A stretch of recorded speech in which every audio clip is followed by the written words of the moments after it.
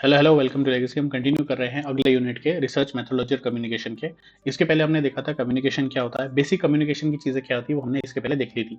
अभी हम देखेंगे कि स्पेसिफिक बिजनेस कम्युनिकेशन में आपको क्या ध्यान रखना है, किसको देखना पड़ता है। ये एक मैनेजर को, जो कि एक बहुत सारे लोगों को अपने अंदर मैनेज कर रहा है और जिसको बाहर के लोगों से भी, अलग अलग सप्लायर से, अलग अलग कस्टमर से बात करनी पड़ती है। उसको अपने बिजनेस कम्युनिकेशन को किस तरीके से रखना है, कम्युनिकेशन के चैनल्स क्या क्या रहते हैं, उसमें क्या प्रॉब्लम्स आ सकती हैं, क्या तरीके से आपको बात करना है, क्या चीज़ों को अवॉइड करना है, वो सारी चीज़ें अभी हम देखेंगे इस यूनिट के अंदर। तो जब हम बिजनेस कम्युनिकेशन देखते हैं तो बिजनेस कम्युनिकेशन क्या होता है वो देखेंगे। इंटरनल एक्सटर्नल कम्युनिकेशन क्या रहता है, कम्युनिकेशन के फ्लो ऑर्गेनाइजेशन के अंदर कैसे रहते हैं, अलग अलग चैनल्स कौन कौन से हैं कम्युनिकेशन के, लैंडस्केप बिजनेस कम्युनिकेशन का चेंज कैसे हो रहा है, डाइवर्सिटी को मैनेज करना, ethical communication, developing the skills of effective business communication. कौन कौन सी स्किल्स रहती है, 4 स्किल्स रहती है। प्रेजेंटेशन की स्किल्स, नेगोशिएशन की स्किल, फीडबैक देने की स्किल्स और अलग अलग डिफिकल्ट कॉन्वर्जेशन को मैनेज करने की स्किल जो होती है वो जरूरी रहती है किसी भी बिजनेस कॉन्वर्जेशन को अच्छी तरीके से मैनेज करने के लिए। ठीक है। अभी तक हम क्या क्या देख चुके हैं पूरे रिसर्च में, एक बार शॉर्ट में देखते हैं कि रिसर्च के फंडामेंटल्स क्या होते हैं, वो हमने समझ लिए। मैनेजमेंट के लिए रिसर्च जो जरूरी है वो हमने देख लिया। रिसर्च प्रॉब्लम एक्जैक्टली क्या होती है, हाइपोथेसिस कैसे फॉर्म होता है, उसके कॉन्सिक्वेंट्स क्या रहते हैं, अलग अलग एरर्स कौन कौन से रहते हैं, रिसर्च डिजाइन क्या होती है, एक्सपेरिमेंटल डिजाइन क्या होती है, मेथड्स एंड टेक्नोलॉजीज क्या क्या रहती है डेटा कलेक्शन की, सैम्पलिंग एंड सैम्पलिंग डिस्ट्रीब्यूशन क्या रहता है, मेजरमेंट किस तरह से करा जाता है एटीट्यूड्स का, और रिपोर्ट राइटिंग और प्रेजेंटेशन कैसे होती है। जो फाइनल रिपोर्ट आपने लिखी उसको आपको लिखना कैसे और प्रेजेंट कैसे करना है वो देखना है। इसके पहले यूनिट में हमने देखा कि कम्युनिकेशन क्या रहती है और फैक्टर्स कौन कौन से होते हैं जो इन्फ्लुएंस करते हैं कम्युनिकेशन की इफेक्टिवनेस को। फिर हम देखेंगे अभी कि बिजनेस कम्युनिकेशन एक्जैक्टली क्या होता है। जो फैक्टर्स हमने इसके पहले वाले यूनिट में देखे थे सेम फैक्टर्स यहाँ पर भी लगने वाले हैं, लेकिन बिजनेस कम्युनिकेशन में एक मैनेजर को स्पेसिफिकली बिजनेस के विद इन द ऑर्गेनाइजेशन और आउटसाइड द ऑर्गेनाइजेशन कम्युनिकेशन के फैक्टर्स पर फोकस करना पड़ता है। ठीक है, शुरू करते हैं। इंट्रोडक्शन। जब हम किसी भी बिजनेस कम्युनिकेशन की बात करते हैं तो एक ऑर्गेनाइजेशन के अंदर बहुत सारे लोग रहते हैं, उसके कस्टमर्स हैं, उसके एम्प्लॉयज हैं, उसके सप्लायर्स हैं, उसके अलग अलग डिपार्टमेंट्स के हेड हैं, अलग अलग डिपार्टमेंट के लोग हैं। तो कम्युनिकेशन किसी भी ऑर्गेनाइजेशन के लिए उसका बैकबोन बन जाता है। हर एक लेवल के जो एम्प्लॉयज हैं वो अच्छा खासा टाइम लगाते हैं एक दूसरे को कोऑर्डिनेट करने में, फैसले लेने में, प्रॉब्लम्स को सॉल्व करने में, नेगोशिएट करने के लिए। तो आपस में रेगुलर इंटरेक्शन होता रहता है सभी एक्टिविटीज के लिए, within the organization and outside the organization. तो बात तो आपस में होती रहती है, कम्युनिकेशन होता ही रहता है। तो अलग अलग कम्युनिकेशन चैनल्स को भी आप यूज करते हो। आज की तारीख में जो चैनल्स हम यूज करते हैं कम्युनिकेशन के लिए, ज्यादातर ऑर्गेनाइजेशन यूज करती हैं, वो टेक्नोलॉजी मीडिएटेड हो गए हैं, जैसे कि ईमेल, वीडियो कॉन्फ्रेंसिंग, पॉडकास्ट वगैरह ज्यादा पॉपुलर हो गए हैं। तो बिजनेस कम्युनिकेशन के जो वेज हैं, किस तरीके से कम्युनिकेशन फ्लो करता है ऑर्गेनाइजेशन के अंदर, उसमें क्या क्या चेंजेस आए हैं और चैनल्स जो मेजरली यूज करे जाते हैं वो हम देखने वाले हैं। उसमें कौन कौन सी की स्किल्स रहती हैं जो कि रिक्वायर्ड है अच्छे कम्युनिकेशन को पूरा करने के लिए, वो हम इस पूरे यूनिट में देखने वाले हैं। तो सबसे पहली बात, बिजनेस कम्युनिकेशन एग्जैक्टली होता क्या है। जो भी बिजनेस रहता है उसके अंदर उसकी रिसोर्सेज रहती हैं, उसकी मशीन्स रहती हैं, उसके इक्विपमेंट्स रहते हैं, इक्विपमेंट को चलाने वाले लोग रहते हैं, उसके एम्प्लॉयज रहते हैं, सप्लायर्स रहते हैं, पार्टनर्स रहते हैं। इन सबको जो एक साथ जोड़ता है वो होता है बिजनेस कम्युनिकेशन। आपस में अच्छी वर्किंग रिलेशनशिप बनाना, डेटा का एक्सचेंज करना, इंफॉर्मेशन एक दूसरे ग्रुप में पहुंचाना, इंटरनल एक्सटर्नल पर्पसेस के लिए, वो होता है बिजनेस कम्युनिकेशन का मेन पर्पस। दो तरह के कम्युनिकेशन हो सकते हैं। एक होता है इंटरनल कम्युनिकेशन, मतलब ऑर्गेनाइजेशन के आपस में लोग अंदर अंदर बात करके काम को पूरा करते हैं। Communication within the organization जो होता है उसको इंटरनल बिजनेस कम्युनिकेशन कहा जाता है। ये 3 टाइप का हो सकता है। एक होता है टॉप डाउन, मतलब बॉस ने अपने सबॉर्डिनेट बोल दिया कि ये काम करना है, ये होता है top down communication. Bottom up में क्या होता है, सबॉर्डिनेट ने बॉस को फीडबैक दिया कि जो आप बोल रहे हो वो कैसे होगा, मैंने कितना काम कर दिया। एक होता है horizontal communication, peer to peer communication में सब लोग एक ही लेवल पर रहते हैं, एक दूसरे को फीडबैक देते हैं और क्रिएटिवली सॉल्यूशन निकालते हैं प्रॉब्लम्स का, साथ में काम करते हैं सेम लेवल पे। ये जो इंटरनल कम्युनिकेशन रहता है अगर अच्छा रहता है तो ट्रस्ट, हेल्दी वर्क कल्चर को बनाने में हेल्प करता है। जो एम्प्लॉइज हैं वो कनेक्टेड फील करते हैं। इसमें कई सारे टूल्स और टेक्निक्स रहती है इंटरनल कम्युनिकेशन के, जैसे कि कॉर्पोरेट का न्यूज़ लेटर, इंटरनेट को यूज करना, वीडियो कॉन्फ्रेंसिंग, मेल्स को यूज करना, ताकि आप अच्छे से कम्युनिकेशन कर सको ऑर्गेनाइजेशन के अंदर अंदर। एक्सटर्नल कम्युनिकेशन में क्या होता है, जब बिजनेस कम्युनिकेशन इस तरह से होता है कि ऑर्गेनाइजेशन के बाहर वाले लोगों से आप बात कर रहे हो, आपके कस्टमर्स हैं, आपके वेंडर्स हैं, आपके बोर्ड के मेंबर्स हैं, स्टेक होल्डर्स हैं, पार्टनर्स हैं, जो ऑर्गेनाइजेशन के बाहर के लोग हैं, उनसे आप बात कर रहे हो। गवर्नमेंट ऑफिशियल्स हैं, सप्लायर्स हैं, फाइनेंसर्स हैं। इसके लिए बहुत सारी टूल्स और टेक्निक्स होती हैं इनसे सही तरीके से बात करने के लिए। कौन कौन से टूल्स हो गए, ईमेल हो गया, एडवर्टीजमेंट हो गया, पोस्टर हो गया, प्रेस रिलीज हो गई, न्यूज़पेपर में इश्तिहार वगैरह डालते हो, ये सब इसका ही पार्ट हो गए। ये हेल्प करते हैं अच्छी रिलेशनशिप बिल्ड करने के लिए, अच्छी ब्रांड आइडेंटिटी बनाने के लिए, और इसमें बहुत ज़्यादा टाइम, एफर्ट और पैसा लगता है अच्छा एक्सटर्नल कम्युनिकेशन बनाने के लिए। क्योंकि बाहर वालों से बात करके ही आप गुड्स को बेच सकते हो, और बाहर वालों से अच्छे से बात करके आप पैसे, फाइनेंसेस अपने ले सकते हो बाहर वालों से। Now communication flows in an organization. Communication जो फ्लो होता है अलग अलग वेज में फ्लो होता है। अगर कम्युनिकेशन बहुत ज़्यादा प्लान्ड और स्ट्रक्चर्ड वे में फ्लो हो रहा है तो हम बोलेंगे कि फॉर्मल कम्युनिकेशन नेटवर्क है। लेकिन कोई भी ऑर्गेनाइजेशन में सिर्फ फॉर्मल कम्युनिकेशन का चैनल नहीं होता। एक ऐसा भी चैनल होता है जिसमें स्पॉन्टेनियस और मल्टी डायरेक्शनल फ्लो होता है कम्युनिकेशन का, उसको इनफॉर्मल चैनल्स बोलते हैं। दोनों को देखते हैं। ऐसा कम्युनिकेशन नेटवर्क जिसमें ज्यादातर कम्युनिकेशन जो है वो प्लान तरीके से हो रहा है, कौन किसको क्या बोलेगा, अगर कोई सिचुएशन हुई, सेल्स हुई तो कौन किसको कितना रिपोर्ट करेगा, कोई प्रॉब्लम हुई तो कौन किसको रिपोर्ट करेगा, कौन किसको डायरेक्ट करेगा, कौन किसको रिप्रीमेंट करेगा, कौन किसको डांटेगा, कौन किससे डांट सुनेगा, ये सब चीजें अगर डिफाइंड है तो वो होती है फॉर्मल कम्युनिकेशन नेटवर्क। इसका एम क्या रहता है कि ऑर्गेनाइजेशन का गोल पूरा हो जाए। इसके टाइप्स कौन कौन से होते हैं? एक होता है upward, downward, horizontal. Upward downward क्या होता है कि जो टॉप मैनेजमेंट है वो अपनी values, mission, values, target subordinate को बता देता है कि ये मुझे पूरा करके चाहिए। हॉरिजॉन्टल में क्या होता है, सब लोग एक लेवल पर रहते हैं। डिपार्टमेंट्स के जो लोग रहते हैं जो सिमिलर हायरार्की लेवल पर रहते हैं वो अपने आइडियाज को एक्सचेंज करते हैं, क्रिएटिविटी, इनोवेशन के साथ चीज को, प्रॉब्लम को सॉल्व करके एक साथ बैठते हैं, सॉल्यूशन को निकालते हैं प्रॉब्लम को, और उसमें साथ में काम करते हैं। अपवर्ड कम्युनिकेशन में क्या होता है, इसमें जो सबॉर्डिनेट है वो अपनी progress report, concerns, ideas, opportunities supervisor को बताता है, फिर सुपरवाइजर उस पर फैसले लेता है। तीनों में से अच्छी कौन सी है? तीनों ही जरूरी है। जो छोटी ऑर्गेनाइजेशन रहती है उसमें डाउनवर्ड होता है, जो ऑर्गेनाइजेशन थोड़ी बड़ी हो जाती है उसमें अपवर्ड कम्युनिकेशन ज्यादा होने लगता है, और हॉरिजॉन्टल कम्युनिकेशन जब बहुत बड़ी ऑर्गेनाइजेशन रहती है उसमें छोटे छोटे ग्रोथ बनाने पड़ते हैं, क्योंकि हर एक ग्रुप को अपना अपना टारगेट दे दिया जाता है कि अब ये मुझे पूरा करके दो। वो जो ग्रुप है वो अपना हॉरिजॉन्टल कम्युनिकेशन कर सकता है। तो तीनों ही जरूरी रहते हैं किसी भी ऑर्गेनाइजेशन के अंदर। नाउ ये सारे जो चैलेंजेस होते हैं फॉर्मल कम्युनिकेशन के, इसमें ऐसा नहीं है कि सिर्फ अपने बता दिया कि कौन किससे बात करेगा तो सारी चीजें सॉल्व हो जाएंगी। इससे प्रॉब्लम्स आ सकती हैं। अगर चीजें बहुत ज्यादा डिफाइंड है तो सबॉर्डिनेट जो है वो हेजिटेंट रहेंगे अपनी फीलिंग्स, ओपिनियन शेयर करने के लिए। जो मिडिल मैनेजर है वो सही तरीके से पूरी इन्फॉर्मेशन नहीं बताएगा, कि उसको लगेगा कि मेरी जो प्रोसेस है उसकी गलतियां जो है सामने वाले को पता चल जाएंगी, सुपरवाइजर को, मुझे ही बाद में डांटेगा, या मेरी जॉब पे बात आ सकती है। जो सुपरवाइजर है वो इन्फॉर्मेशन सारी नहीं बताएगा, ये सोच के कि भाई ओवरलोड ना कर दूं मैं सबॉर्डिनेट को इन्फॉर्मेशन के साथ। और ज्यादातर जो बड़ी ऑर्गेनाइजेशंस रहती हैं जो फॉर्मल कम्युनिकेशन को ज्यादा यूज करती हैं, वो प्लानिंग और एग्जीक्यूशन की जो टीम्स है उनको अलग अलग कर देती हैं। तो जो सबॉर्डिनेट वाले लोग हैं जो नीचे काम करते हैं उनको कभी सेंसिटिव इन्फॉर्मेशन पता ही नहीं चल पाती है। इन प्रॉब्लम्स को सॉल्व करने के लिए आता है इनफॉर्मल कम्युनिकेशन। इनफॉर्मल कम्युनिकेशन होता है स्पॉन्टेनियस कम्युनिकेशन, इसका कोई स्ट्रक्चर नहीं रहता है। लोग आपस में बात कर सकते हैं किसी भी फ्लो में, जैसे कि जो लोग साथ में क्लोज प्रोक्सिमिटी में बैठ रहे हैं आसपास में, जो कॉमन वर्क स्पेस को शेयर कर रहे हैं, वो आपस में बात करते हैं। भले ही उनका कोई फॉर्मल रोल या स्पेसिफिक रिक्वायरमेंट नहीं है, फिर भी वो आपस में बात करते हैं, क्योंकि ह्यूमंस की एक सोशल और साइकोलॉजिकल नीड रहती है आपस में बात करते रहने की, एक दूसरे से कनेक्टेड रहने की। ठीक है।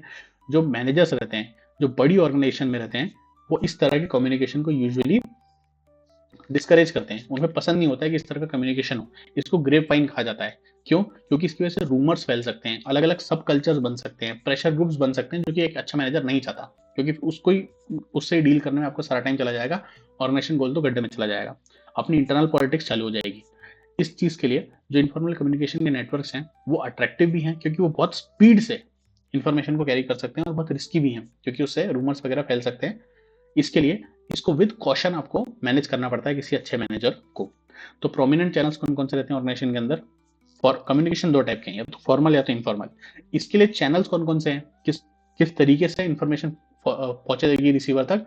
तो या तो रिटर्न तरीके से पहुंची जा सकती है, या तो ओरल तरीके से बोल के, लिख के, बोल के, या फिर नॉन ओरल तरीके से, ना लिख के ना बोल के, सिर्फ जेस्चर्स वगैरह से जो इन्फॉर्मेशन पता चलती है वो भी एक चैनल रहता है। तो रिटर्न नाम से पता चल रहा है, जो चीज हम लिख के बताते हैं। पहला हो गया ईमेल। ईमेल में क्या होता है, आप इलेक्ट्रॉनिकली मेल लिख देते हो, कहीं पर भी दुनिया में किसी को भी आप इन्फॉर्मेशन पहुंचा सकते हो, कम्युनिकेट कर सकते हो, एक टाइम पे एक ज्यादा लोगों को भेज सकते हो, फ्यूचर रेफरेंस के लिए उसको सेव करके रख सकते हो। उसमें पेपरलेस हो जाता है, और ग्रीन पेपरलेस और ग्रीन आप हो जाते हो, मतलब पेपर का लॉस नहीं होता, पेड़ वेड़ नहीं कटते उसकी वजह से। फिर रिपोर्ट राइटिंग क्या होती है? अलग अलग डिपार्टमेंट की एक्टिविटीज, फाइनेंशियल रिपोर्ट्स, पूछा जाता है कि जो आपने काम करा था उसकी रिपोर्टिंग क्या है, उससे क्या रिटर्न आपको आया, उसका इनपुट का आउटपुट कितना आपको मिला। एनालिसिस के लिए इसको काम करा जाता है। जब भी कोई रिपोर्ट बनती है, फॉर्मली बनती है, इसको बहुत केयरफुली प्लान और एग्जीक्यूट करना पड़ता है रिपोर्ट को बनाने के लिए। आप लिख के रिपोर्ट दे देते हो सामने वाले को, फिर वो उसको एनालाइज करता है। फिर सजेशन बॉक्स क्या होता है कि एम्प्लॉइज जिसको फीडबैक देना पड़ता है, उस केस में कई बार एम्प्लॉइज हेजिटेंट होते हैं सीनियर को बोलने के लिए कि भाई क्या गलती है, क्या इंप्रूवमेंट करी जा सकती है। इसके लिए एक सजेशन बॉक्स को इंट्रोड्यूस करा गया, कि एक कन्वीनियंट जगह पे उसको रख दिया गया है। उसमें आप एक चिट लिख के, आपको जो भी प्रॉब्लम समझ में आ रही है, जो भी गलती दिख रही है, आप उसको लिख दो, अपना नाम लिख दो, आपका डिपार्टमेंट लिख दो, मोबाइल नंबर लिख दो, वहां पर डाल दो। अगर आपको आपका नाम, मोबाइल नंबर नहीं लिखना है तो वो मत लिखो, सिर्फ जो प्रॉब्लम है वो आप लिख दो। जो एचआर मैनेजर वो एक रेगुलर टाइम पर जाएगी, उसको कलेक्ट करेगी, उसमें जो भी प्रॉब्लम है उसको सॉल्व कर देगी, खत्म। किसी को पता नहीं चला और एनोनिमसली आपका प्रॉब्लम भी सॉल्व हो गया। नोटिस बोर्ड भी क्या है, एक तरह का कम्युनिकेशन है। जो कॉमन इंटरेस्ट की चीजें रहती है उसको बोर्ड पे इन्फॉर्मेशन को लगा दिया जाता है, चिपका दिया जाता है ऑथोराइज पर्सन के द्वारा। तो जो सारे लोग हैं जो उस जगह पर काम कर रहे हैं उन सबको वो सारी इन्फॉर्मेशन पता चल जाती है। इसका दूसरा तरीका क्या है, अल्टरनेटिवली इंटरनेट को यूज करके इलेक्ट्रॉनिक नोटिस बोर्ड बनाया जाता है। वेबसाइट पर एक नोटिस बोर्ड का पेज रहता है, उस पर आप जाओ, उस पर जो भी इन्फॉर्मेशन है उसको लगा दिया जाता है। सारी नोटिफिकेशन, इंपॉर्टेंट अनाउंसमेंट वहां पर आ जाती है, तो ज्यादा लोगों तक पहुंचने के लिए आपको हेल्प करता है।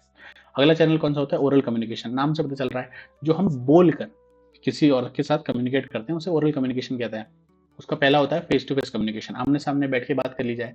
1 to 1 दो लोग आपस में बैठ के बात कर रहे हैं। 1 to many का क्या मतलब हुआ, ये देखो, एक बंदा है वो बोल रहा है और बाकी सब लोग सुन रहे हैं, 1 to many कम्युनिकेशन हो गया।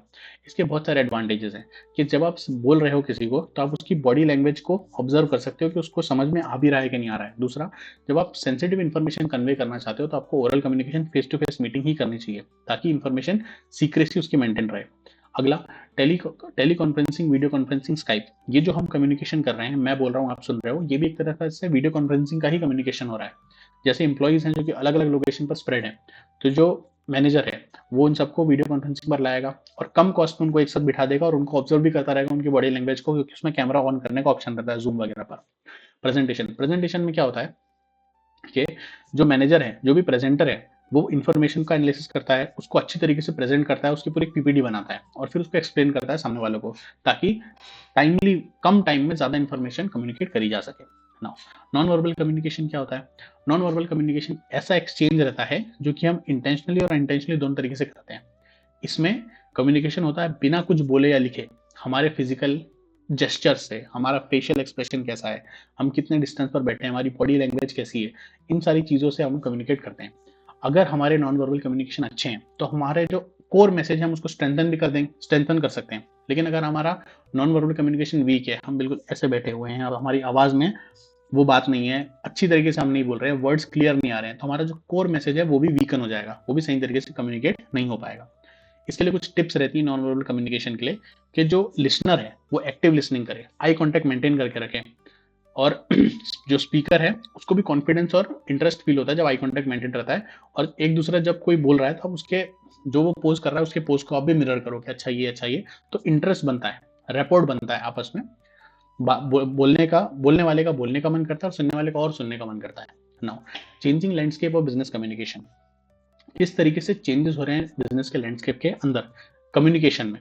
क्या हो रहा था, आज की तारीख में बिजनेस जो है उसका लैंडस्केप पूरी तरीके से बदल चुका है, क्योंकि टेक्नोलॉजी बहुत अच्छी हो गई है, सोशल चीजें, पॉलिटिकल चीजें, इकोनॉमिक एडवांसमेंट हो गया। ऐसा नहीं है कि अब कुछ ही कंट्रीज इकोनॉमिकली एडवांस्ड है, अलग अलग कंट्रीज के अलग अलग स्पेशलिटीज हैं, अलग अलग कंट्रीज में अलग अलग चीजें बनती और अच्छी हैं। जैसे कि यूक्रेन में लोग जाके यूक्रेन मेडिकल कॉलेज के लोग जाते हैं, इंडिया के भर भर के स्टूडेंट्स यूक्रेन में जाके मेडिकल कॉलेज में पढ़ाई करते हैं, क्योंकि वहां पे अच्छी पढ़ाई होती है, थोड़ी चीप है कंपेरेटिवली इंडिया से। तो इंटरनेशनल मोबिलिटी बहुत अच्छी हो गई आज की तारीख में और नए कम्युनिकेशन के टूल्स आ गए हैं। इसकी वजह से जो कम्युनिकेशन स्ट्रेटेजी है ज्यादातर कंपनीज को अपनी उसको चेंज करने की जरूरत है। पहले क्या होता था, फेस टू फेस मीटिंग होती थी, शेयर होल्डर्स को बुला लिया जाता था, उनसे मीटिंग करी जाती थी कि हमको आपसे इतने पैसे चाहिए हैं, हम आपके पैसे को यहाँ लगाने वाले हैं। लेकिन आज की तारीख में इतना टाइम नहीं है, उसी चीज को इलेक्ट्रॉनिकली करा जाता है, ईमेल से, वीडियो कॉन्फ्रेंसिंग से, जूम के थ्रू, इन सारे चैनल्स को यूज करके। इसकी वजह से टाइम और लोगों का पैसा बच जाता है, क्योंकि वो अलग अलग डिफरेंट लोकेशन पर रहते हैं तो उनको आने का खर्च नहीं करना पड़ता है। नाउ, इसकी वजह से आपका कस्टमर बेस, बड़े कस्टमर बेस तक आप जा सकते हो और अपने बिजनेस स्पेस को भी और बड़ा कर सकते हो। जो मैनेजर्स बड़े बिजनेसेस को इंटरनेशनल बिजनेस कॉन्टेक्स्ट में सक्सीड होना चाहते हैं, उनको इस चेंजिंग लैंडस्केप की जो अपॉर्चुनिटीज हैं कि आप बड़े कस्टमर्स बेस तक पहुंच सकते हो, और उसके जो चैलेंजेस हैं, दोनों को समझना और उसको ओवरकम करने की जरूरत है। तो इसमें दो प्रोमिनेंट एस्पेक्ट रहते हैं जब आप कम्युनिकेट करते हो इंटरनेशनल कॉन्टेक्स्ट में। पहला होता है डाइवर्सिटी को मैनेज करना और दूसरा होता है एथिकल कम्युनिकेशन। ये हमने पिछले यूनिट में भी देखा था। पहली बात, जो मैनेजिंग डाइवर्सिटी का क्या मतलब हुआ कि जैसे जैसे कम्युनिकेशन अच्छा हो रहा है, बिजनेसेस ग्रो कर रहे हैं, तो अलग अलग बैकग्राउंड के, अलग अलग कल्चरल बिलीव्स के लोग एक साथ आके काम कर रहे हैं बिजनेस के अंदर। उसकी वजह से जो क्रॉस कल्चरल डाइवर्सिटी वो बढ़ती जा रही है, अलग अलग बिलीव्स के, अलग अलग एज के, अलग अलग एबिलिटी, जेंडर, कल्चर के, अलग अलग बैकग्राउंड्स के लोग एक साथ आके काम कर रहे हैं। उसकी वजह से ऑर्गेनाइजेशन को क्या अपॉर्चुनिटी मिल रही है कि वो बड़े कस्टमर बेस तक पहुंच सकती है, अपना बिजनेस और बढ़ा सकती है। लेकिन इसमें एक प्रॉब्लम भी हो सकती है कि मिसकम्युनिकेशन और मिसअंडरस्टैंडिंग हो सकती है ऑर्गेनाइजेशन के अंदर अंदर। तो जो मैनेजर्स हैं उनको ये कोशिश करनी है कि वो अपॉर्चुनिटीज को ज़्यादा से ज़्यादा मैक्सिमाइज कर सकें और चैलेंजेस को कम से कम कर सकें। ऐसी स्किल्स उनको मैनेज करनी जब भी वो क्रॉस कल्चरल इंटरेक्शंस कर रहे हैं। ठीक है, वो किस तरह से कर सकते हैं, हमने पिछले यूनिट में भी देखा था कि आपको अंडरस्टैंडिंग, सेंसिटिविटी और रिस्पेक्ट फॉर डाइवर्सिटी बढ़ानी है। आपको दूसरे के कल्चर को समझने की कोशिश करनी है। उसमें जो कल्चरल डिफरेंस है आपके और दूसरे कल्चर के बीच में, उसमें आपको सेंसिटिविटी रखनी है। फिर दूसरे और ये डाइवर्सिटी है उसको आपको रिस्पेक्ट करके चलना है। जब भी आप कोई कम्युनिकेशन करो तो आपको सिंपल, न्यूट्रल, बायस फ्री लैंग्वेज में बात करना है। सिंपल लैंग्वेज में बात करो, ऐसी कोई भी चीज मत बोलो जिसकी वजह से सामने वाले को डिसरिस्पेक्टेड फील हो, ऐसी कोई बात आप मत करो। ठीक है। फिर एथिकल कम्युनिकेशन। एथिकल कम्युनिकेशन का मतलब होता है कि क्या सही है और क्या गलत। एक पर्टिकुलर कॉन्टेक्स्ट के अंदर हम जब कम्युनिकेशन कर रहे हैं तो हमको सही चीज ऑनेस्टली बोलनी है, रिस्पेक्टफुली बोलनी है, रिस्पॉन्सिबिलिटी के साथ बोलनी है और एम्पैथी के साथ बोलनी है। तो एथिक्स का बेसिक मतलब होता है कि क्या चीज सही है, क्या चीज गलत है। और अलग अलग सोसाइटीज में राइट और रॉन्ग की डेफिनेशन बदलती रहती है। सेम चीज अगर कहीं पर सही है तो दूसरी जगह पर वो गलत रहती है। अगर ज्यादातर बिजनेस में, ज्यादातर लाइफ के चीजों में ये माना गया है कि ब्राइबरी करना, रिश्वत देना अच्छी बात नहीं रहती है। लेकिन एक मैनेजर के लिए जिसको अपना काम पूरा करना है, क्योंकि उसको लोगों को सैलरी देनी है, वो जो सोच रहा है उसके हिसाब से ब्राइब देना ठीक है। अगर मैं 1,000 रुपए एक ऑफिसर को दे भी देता हूं तो अगर मेरा काम पूरा हो रहा है, बिजनेस आगे बढ़ रहा है, तो मुझे चलेगा। तो राइट और रॉन्ग जो है वो चेंज होता रहता है। किस तरीके से आप इस एथिकल डायलेमा से वो फेस करते हो, वो आपके ऑर्गेनाइजेशन के कल्चर को डिफाइन करता है। ठीक है। अगर कोई बिजनेस कम्युनिकेटर है, वो कोई भी अनएथिकल कम्युनिकेशन के मीन्स को यूज कर दे रहा है, डिसऑनेस्टी, ब्राइबरी, फॉल्सहुड, कुछ भी कर दे रहा है as a means to an end, जैसे कि वो वेग डेटा को यूज करके डिसीजन ले रहा है, सेलेक्टिव इंफॉर्मेशन लोगों को दे रहा है, पार्शियल रिपोर्टिंग कर रहा है अपने ऑब्जेक्टिव्स को पूरा करने के लिए, तो वो बहुत ज्यादा ग्रो नहीं कर पाएगा ऑर्गेनाइजेशन के अंदर। अगर ऑर्गेनाइजेशन के अंदर ऐसा कल्चर है कि आपको सिर्फ रहना नहीं है, अच्छा आपको रहना भी है और अच्छा दिखना भी है, तब जाके ऑर्गेनाइजेशन अच्छी ग्रो कर सकती है। एग्जाम्पल देखो कि एक टीम है, उसमें एक अरविंद नाम का बंदा है और एक कबीर नाम का बंदा है और एक उनका टीम लीडर है। टीम लीडर को बोला गया है कि भाई टीम में बहुत ज्यादा लोग हो रहे हैं, आपको कुछ लोगों को निकालना है। टीम लीडर की कबीर से बिल्कुल नहीं बनती, लेकिन कबीर काम में बहुत अच्छा है और जो अरविंद है उसको सब लोग मानते हैं, वो ब्लू आइड बॉय है। तो टीम लीडर ने अरविंद को बुलाया कि तुम ऐसी रिपोर्ट बनाओ, ऐसा आर्ग्यूमेंट प्रिपेयर करो कि जो कबीर है वो ऐसा दिखे कि वो अंडर इवेल्युएट हो रही है, उसकी परफॉर्मेंस अच्छी दिखनी चाहिए ताकि मैं कबीर को निकाल सकूं। और कबीर जो है उसने अरविंद से बोला कि देख भाई, तेरी बनती है सबसे, तो सबसे बात कर लेता है, तो मेरी जो है ना टीम लीड से नहीं बनती, तो वो तो मुझे निकाल देगा, तो मुझे क्या करना चाहिए। तो इस पूरे सिनेरियो में ये एथिकल कम्युनिकेशन के इश्यूज क्या क्या फेस करें। अरविंद को रिपोर्ट बनाने के लिए टीम लीडर ने बोला ऐसी रिपोर्ट बनाओ कि मैं कबीर को निकाल सकूं। और क्या अरविंद को इस सिचुएशन में क्या करना चाहिए, अरविंद का डिसीजन किन फैक्टर से अफेक्ट हो रहा है, और क्या जो टीम लीडर ने जो अरविंद को बोला है कि आप गलत रिपोर्ट बनाओ ताकि ऑर्गेनाइजेशन की रिक्वायरमेंट पूरी हो सके, क्या वो सही है। तो इस केस में जो अरविंद का टीम लीडर है वो अनएथिकल कम्युनिकेशन करने के लिए बोल रहा है अरविंद को कि आप गलत रिपोर्ट बनाओ ताकि मैं कबीर को निकाल सकूं फॉल्स बेसिस पर। ये गलत कम्युनिकेशन हो रहा है, ये अनएथिकल कम्युनिकेशन है, फॉल्स इंफॉर्मेशन का बेसिस पर डिसीजन लिया जाएगा। यूजुअली ऑर्गेनाइजेशन के अंदर इस तरह के एथिकल डिलेमास आप रोज फेस करते हो, जब आपकी कोर वैल्यूज को क्वेश्चन में डाला जाता है कि आपको काम तो सही करना है, लेकिन सही काम करने के लिए भी आपको गलत तरीका इस्तेमाल करना पड़ता है। किस तरीके से आप इस डिलेमा को रिजॉल्व करते हो वो आपके ऑर्गेनाइजेशन के कल्चर को डिफाइन करता है। और ऑर्गेनाइजेशन जो अनएथिकल कम्युनिकेशन को अडॉप्ट कर लेती है वो फेल करती है एक हेल्दी और सस्टेनेबल वर्क प्लेस बनाने के लिए। शॉर्ट टाइम में तो, छोटे टाइम के लिए वो ऑर्गेनाइजेशन हो जाती है प्रॉफिटेबल, लेकिन सस्टेन नहीं कर पाती वो अपनी ग्रोथ को, क्योंकि लंबे टाइम तक बिजनेस को चलाने के लिए आपको एथिकल कम्युनिकेशन को ही यूज करना पड़ेगा। ये टाइम टेस्टेड मीन्स मेथड है।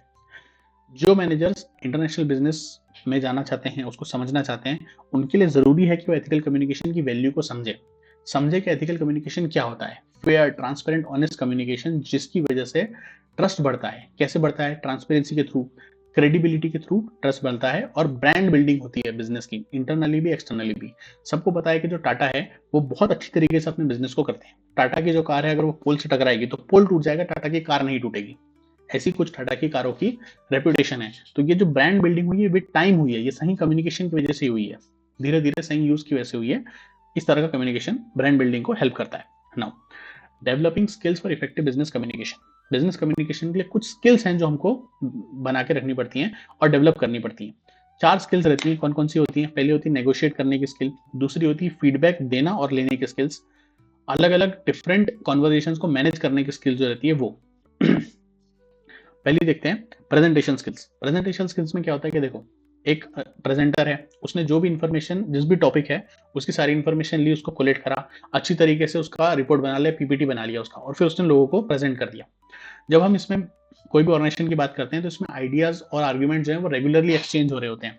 यूजुअली हम सोचते हैं प्रेजेंटेशन क्या होगा कि कोई स्टेज रहेगा, उसमें वो बहुत सारे लोगों को ज्ञान दे रहा होगा। ऐसा नहीं होता है। जब भी प्रेजेंटेशन होता है, बड़ी ऑर्गेनाइजेशन का छोटे छोटे ग्रुप्स में कॉन्वर्जेशन होती है, प्रेजेंटेशन देनी पड़ती है, फॉर्मली और इनफॉर्मली। फॉर्मल प्रेजेंटेशन में जो ऑडियंस रहती है उसका टाइम और वेन्यू जो है तो प्री डिसाइडेड रहता है, और इनफॉर्मल प्रेजेंटेशन जो होती है वो कम स्ट्रक्चर्ड रहती है। तो अच्छी प्रेजेंटेशन स्किल्स आप कैसे मैनेज कर सकते हो, कैसे बना सकते हो, अपने स्किल्स को एनहांस कैसे कर सकते हो, उसकी कुछ टिप्स हैं। पहला क्या, कि आप मैसेज को आइडेंटिफाई करो उसको ट्रांसमिट करने से पहले पहले। मतलब आपका कोर आइडिया क्या है वो आप पहले ही सोच के रखो कि आपको मुझे कम्युनिकेट एग्जैक्टली क्या करना है, ताकि आप बहुत ज्यादा वेग आइडियाज पर ना जाओ, और जो रिसीवर है, जो रेसिपिएंट है, उसको ओवरलोड ना कर दो अनइम्पोर्टेंट या नॉट सो इम्पोर्टेंट इन्फॉर्मेशन से। जो इंपॉर्टेंट चीज है वही चीज आप बताओ। फिर आपकी ऑडियंस जो है उसको आप पहले से जान के रहो कि ऑडियंस कौन है, उनका मोटिवेशन, उनका टाइम अवेलेबल कितना है। अगर आपको कोई टीम लीडर से बात करनी है तो लंच टाइम में आप उससे बैठ के बात कर रहे हो, किसी मैनेजर को दूसरे मैनेजर से बात करनी है, तो आपको ध्यान रखना है कि आपके पास आधे घंटे का ही टाइम है बात करने के लिए। उसमें आपको सारी बात करनी है, उससे आपको फीडबैक भी लेना है, उतने ही टाइम में आप उससे बात कर सकते हो। बहुत लंबी चौड़ी बात करोगे तो बात नहीं हो पाएगी। अगला है, आपको अपने नर्व्स को काम करना है, शांत रह के, सॉर्टेड रहकर आपको बात करनी है। बहुत ज्यादा हाई इमोशंस में या बहुत ज्यादा लो इमोशंस में अगर आप रहोगे तो भी बात नहीं बनने वाली।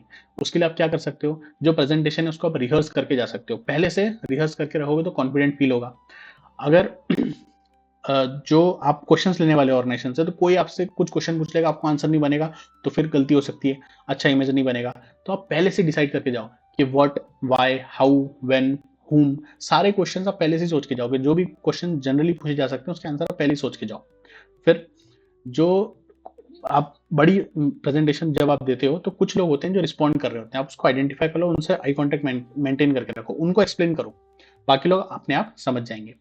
फिर जिस जगह पे आपको प्रेजेंटेशन देनी है उसमें आप फिजिकली थोड़े टाइम पहले पहुंच जाओ, 5-10 मिनट पहले पहुंच जाओ, उस जगह पे घूमो, उस जगह को फील करो, ताकि आप उस जगह की वाइब आ जाए, इक्विपमेंट सेटअप करो, सब चीज सही से चल रही है कि नहीं वो चीज आप देख लो। फिर अडॉप्ट करो एक अच्छा बॉडी लैंग्वेज। अगर आपको बॉडी लैंग्वेज बहुत गिरा हुआ है, आपका चेहरे पे स्माइल नहीं है, आपका बहुत चेहरा मूड खराब है, आप ऐसे इस तरह से बैठे हुए हो, लेकिन अगर आप दूसरी तरह इस तरह बैठे हो, स्माइल कर रहे हो, इंटरेस्ट दिखा रहे हो, आई कॉन्टेक्ट मेंटेन कर रहे हो, अच्छे पॉजिटिव जेस्चर के साथ बात कर रहे हो, तो लोगों को भी सुनने में इंटरेस्ट आता है। फिर आपको देखना है कि आपका जो फीडबैक है आपको अच्छी तरीके से गैदर करना है, और उसका एनालिसिस करना है कि जो मैसेज मैं देना चाहता था क्या वो असल में पहुंचा कि नहीं पहुंचा। ये चीज आपको खुद देखनी है प्रेजेंटेशन के बाद। अगली स्किल होती है नेगोशिएशन की स्किल। नेगोशिएशन की स्किल क्या होती है, ये हर बिजनेस को रोज लगती है, हर एक मैनेजर को लगती है। ये जरूरी होती है डिफरेंसेस को सेटल करने के लिए और किसी एक अरेंजमेंट तक, अग्रीमेंट तक पहुंचने के लिए। अगर आपकी नेगोशिएशन इसकी अच्छी नहीं है तो बिजनेस के रिलेशन में बिटरनेस आ जाएगी, कड़वाहट आ जाएगी, और इसको आप अच्छा कर सकते हो प्रैक्टिस के साथ साथ। क्या क्या टिप्स और स्ट्रेटजीज हैं इसको और अच्छा करने के लिए स्किल को। पहली बात, आपको फोकस जो है नेगोशिएशन को, उसको आइडेंटिफाई करने की जरूरत है। किस चीज के लिए नेगोशिएट करा जा रहा है उस चीज को पहले ही आप आइडेंटिफाई कर लो। मतलब अगर आप नेगोशिएशन कर रहे हो मैन्युफैक्चरिंग पर, मतलब कंटेंट पर अगर नेगोशिएशन हो रहा है कि क्या क्वांटिटी रहेगी, क्या क्वालिटी रहेगी, क्या कलर रहेगा प्रोडक्ट का, तो उस पर नेगोशिएट करो। या फिर प्रोसीजर पर अगर नेगोशिएट होने की बात है कि क्या कब डिलीवरी होनी है, कितने कॉस्ट पर होने वाली है, क्या मेथड रहेगी डिलीवरी की, क्या पेनल्टीज लगने वाली है, जिस भी चीज पे नेगोशिएशन होने वाली है ना, उसको पहले ही आइडेंटिफाई करके रखो। दूसरा, क्रूशियल पीपल को आइडेंटिफाई करके रखो। अलग अलग लोग जो रहते हैं उनकी अलग अलग मोटिवेशन रहती है। जो लोग असल में फैसले लेते हैं वो बहुत कम रहते हैं ऑर्गेनाइजेशन के अंदर, उनको आइडेंटिफाई करके रखो, उनकी इंसाइट्स लेकर रखो कि उन्हें क्या पसंद है, वो क्या चाहते हैं, उसके हिसाब से उनको ऑफर करो, तो फिर आपका नेगोशिएशन सही तरीके से हो पाएगा। फिर डिसाइड करो नेगोशिएशन की बाउंड्रीज, क्या आपका डिजायरेबल आउटकम है, पहले उसको आइडेंटिफाई करो। फिर आपका मिनिमम एडजस्टमेंट लेवल कि इतना तो मैं एडजस्ट कर ही लूंगा, और मैक्सिमम एडजस्टमेंट लेवल कि इसके बियॉन्ड अब मैं एडजस्टमेंट नहीं कर सकता, वो नॉन नेगोशिएबल हो जाएगा मेरे लिए, इसके आगे मैं नहीं जा सकता। वो आप अपने लिए लिमिट बना के रखो। शुरुआत करो मिनिमम से, फिर और ऑफर करो, थोड़ा और मांगो, थोड़ा और ऑफर करो, उससे कुछ और मांगो, थोड़ा और मांगो, फिर आप मिडिल पॉइंट पर आ जाओगे। लेकिन अगर मैक्सिमम के ऊपर वो जाने के लिए बोलेगा तो फिर आप उसको मना कर सकते हो, तो आपका नुकसान नहीं होगा उसके साथ। Allow possibilities to emerge. कई कई बार ऐसा होता है कि नेगोशिएशन बहुत ज्यादा रिजिड नहीं होनी चाहिए, उसमें रिजिडिटी नहीं होनी चाहिए, फ्लेक्सिबिलिटी रहनी चाहिए। हो सकता है आप एक चीज के बारे में नेगोशिएट कर रहे हो, उससे कोई और अपॉर्चुनिटी मिल गई, आपने उस चीज का भी कॉन्ट्रैक्ट कर लिया, तो आपको विन विन में काम करना है। फ्लेक्सिबिलिटी के साथ काम करना है। नेगोशिएशन की बाउंड्रीज बहुत ज्यादा रिजिड नहीं होनी चाहिए। और एक्सट्रीम इमोशंस को, गुस्से को, लड़ाई को, बिल्कुल फ्रस्ट्रेट हो जा रहे हैं, किसी ने ना बोल दिया तो ना बोल दिया, ना बोल दिया, किसी और को आप पिच करो, वहां पे नेगोशिएट करो। एक्टिव लिसनिंग अगर आप करोगे तो आप सही तरीके से डिटेल्स को, नेगोशिएशन को अच्छी तरह से एब्जॉर्ब कर पाओगे और सही तरीके से अपना फायदा और दूसरे का भी फायदा, विन विन सिचुएशन तक पहुंच पाओगे। लेकिन अगर आप बहुत एक्सट्रीम इमोशन में रहोगे तो आप कुछ नहीं कर पाओगे। अगली स्किल होती है giving and receiving the feedback. लोगों को मैनेज करने के लिए जो सीक्रेट है बड़े ऑर्गेनाइजेशंस के लिए, वो है गिविंग एंड रिसीविंग फीडबैक। जब भी आप कोई मैसेज या एक्शन लेते हो, उसकी वजह से एक रिएक्शन जनरेट होता है। उस रिएक्शन की इंफॉर्मेशन को अपने पास लेना, उसको समझना ही फीडबैक होता है। फीडबैक सेंडर को ये बताता है कि जो मैसेज मैंने दिया उसकी वजह से डिजायर्ड रिएक्शन आया कि नहीं आया, ट्रिगर हुआ कि नहीं हुआ। और जो रिसिपिएंट है वो फीडबैक देता है, वो कन्वे कर पाता है कि मैसेज जो उसको मिला उसकी वजह से उसको क्या महसूस हुआ, वो चीज सामने वाले को बता सकता है। ऑर्गेनाइजेशन के अंदर जो फीडबैक है वो रेगुलर बेसिस पर फॉर्मली इनफॉर्मली दिया जाता रहता है। और इनफॉर्मल फीडबैक इंस्टेंटेनियसली कम स्ट्रक्चर्ड वे में दिया जाता है। और जो फॉर्मल फीडबैक है सही तरीके से डॉक्यूमेंट करके, लिख के, रिपोर्ट बना के दिया जाता है। जैसे कि बिजनेस की रिपोर्ट हो गई, परफॉर्मेंस अप्रेजल की प्रोसेस हो गई, वो होती है फॉर्मल फीडबैक देने के तरीके। फीडबैक पॉजिटिव और नेगेटिव दोनों हो सकता है। पॉजिटिव फीडबैक क्या हुआ, हम अच्छी अच्छी चीजें बताते हैं, स्ट्रेंथ्स को हाईलाइट करते हैं, ये देना बहुत आसान रहता है क्योंकि इसकी वजह से ट्रस्ट बढ़ता है पार्टीज के बीच में। लेकिन जो नेगेटिव फीडबैक रहता है ये करेक्टिव इन नेचर रहता है। ये फीडबैक होता है जो प्रिवेंट करता है एक्शन को या मैसेज को। इसको देना आसान नहीं रहता है क्योंकि हम वीकनेसेस को हाईलाइट करते हैं। इसकी वजह से अनप्लेजेंट फीलिंग्स बन सकती है और डिफेंसिव हो सकता है अगला बंदा कि हम गलतियां बता रहे हैं सामने वाले की। तो इसको टैक्टफुली मैनेज करने की जरूरत रहती है। तो इसके लिए आपको एंश्योर क्या क्या करना है कि जो फीडबैक है वो बहुत ज्यादा डिले नहीं होना चाहिए। जैसे ही एक्शन हुआ उसके थोड़े टाइम बाद उसका फीडबैक आ जाना चाहिए ताकि सामने वाला जो है वो दोनों चीजों को ज्वाइन कर सके। एक्शन में उसके 1 साल बाद आप रिएक्शन दोगे तो सब भूल चुके होंगे तब तक। फीडबैक जो है वो कंसिस्टेंट होना चाहिए। हर बार आपको सेम मैसेज ही देना है। अगर आप चाहते हो ऑर्गेनाइजेशन के अंदर की पंक्चुअलिटी रहे तो जो भी लेट आएगा आपको उसको पनिश हर बार करना पड़ेगा, तभी जाकर हैबिट बनेगी लोगों के अंदर। लेकिन अगर आप कुछ लोगों को छोड़ दोगे तो फिर इवेंचुअली आपका जो फीडबैक है वो पूरा वेस्ट हो जाएगा, वीक हो जाएगा, उसका इंपैक्ट कम हो जाएगा। जो फीडबैक है वो बैलेंस होना चाहिए और सपोर्टेड रहना चाहिए बाय एविडेंस या एग्जाम्पल। जो फीडबैक है वो कभी भी बहुत ज्यादा नेगेटिव या बहुत ज्यादा पॉजिटिव नहीं होना चाहिए। आपको आपके फीडबैक में बहुत ज्यादा पर्सनल नहीं हो जाना है। मतलब अगर आपने आपके किसी सबऑर्डिनेट को बोला था कि मुझे रिपोर्ट बनाकर दो किसी एक पर्टिकुलर चीज पर, वो क्रिएटिव इनफ नहीं थी, उसमें अच्छे से नहीं, उसने सीधा सीधा लिख दिया था, तो आप ये मत बोलो उसको कि भाई तू तो क्रिएटिव आदमी नहीं, तेरे से कुछ नहीं हो सकता, तू बेकार आदमी, तो निकल जा। ऐसा मत बोलो उसको। आप सिंपली और बैलेंस, डायरेक्ट और बैलेंस तरीके से उसको फीडबैक दो कि ये जो रिपोर्ट है इसमें क्रिएटिव आइडियाज और डालने की जरूरत है, मेरे पास 1 दिन का टाइम है, आप 1 दिन के अंदर मुझे दे दो, नहीं तो मैं ये रिपोर्ट किसी और को बनाने के लिए दे दूंगा। सिंपल, सीधा सीधा। Build trust before feedback. Feedback देना, आप ऐसे किसी को फीडबैक नहीं दे सकते। फीडबैक आप उसको दो जो उस फीडबैक को यूज करके अपने प्रोसेस को, अपने काम को अच्छा कर सके। वो कब करेगा, जब वो आपको ट्रस्ट करता है। तो आपको पहले एक रेपोर्ट बनाना है, आपस में ट्रस्ट बनाना है, तब आप फीडबैक दे सकते हो। पहले आप पॉजिटिव बात फीडबैक दो, उसको अच्छा लगेगा। उसके बाद आप करेक्टिव चीज दो, और जब आपका एंड जो है ना, जब आप पूरा बात क्लोज करने वाले हो तब भी आप कोई पॉजिटिव नोट के साथ ही चीजों का एंड करो। मतलब एक टीचर है, वो स्टूडेंट को या प्रेजेंटर को बोल रहा है, बच्चों को बोला प्रेजेंटेशन देने के लिए, बच्चों ने अच्छी प्रेजेंटेशन नहीं दी। एक टीचर ने बोला कि भाई तुम किसी काम के नहीं हो, तुमसे कुछ नहीं हो सकता, ना तुम पढ़ने में अच्छे, ना तुम प्रेजेंटेशन दे सकते, तुम तो रहने दो। दूसरा टीचर ने बोला, पहले बात तो ग्रुप को अकेले में लेके गए, सबके सामने नहीं डांटा, अकेले में लेके गए, उन्होंने बोला कि देखो तुम्हारी बॉडी लैंग्वेज बहुत अच्छी थी, लेकिन जब तुम बोल रहे थे तुम घबरा रहे थे, ऑडियंस समझ ही नहीं पाई तुमने एग्जैक्टली क्या बोला। और थोड़ा और प्रैक्टिस अगर तुम करोगे तो तुम्हारी प्रेजेंटेशन स्किल्स बहुत अच्छी हो जाएंगी, अगले वाले में I am vouching for you कि तुम बहुत अच्छा करोगे। इस तरीके से आपने पॉजिटिव से शुरुआत करा, क्रिटिसाइज करा, फिर पॉजिटिव नोट पर ही एंड करा, तो सामने वाला इन्वॉल्व हुआ और वो एक्चुअली में फीडबैक को यूज कर सकता है। No managing difficult conversation.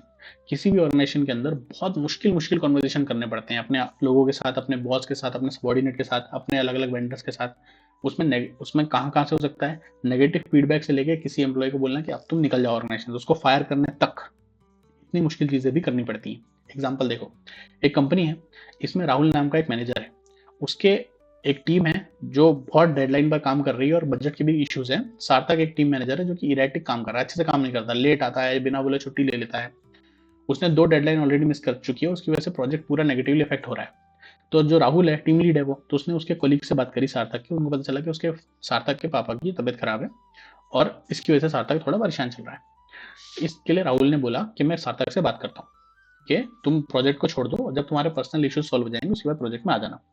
तो इसके टिप्स क्या हैं इन डिफिकल्ट कन्वर्सेशंस को मैनेज करने के लिए? पहली चीज है सेंसिटिविटी और ट्रस्ट।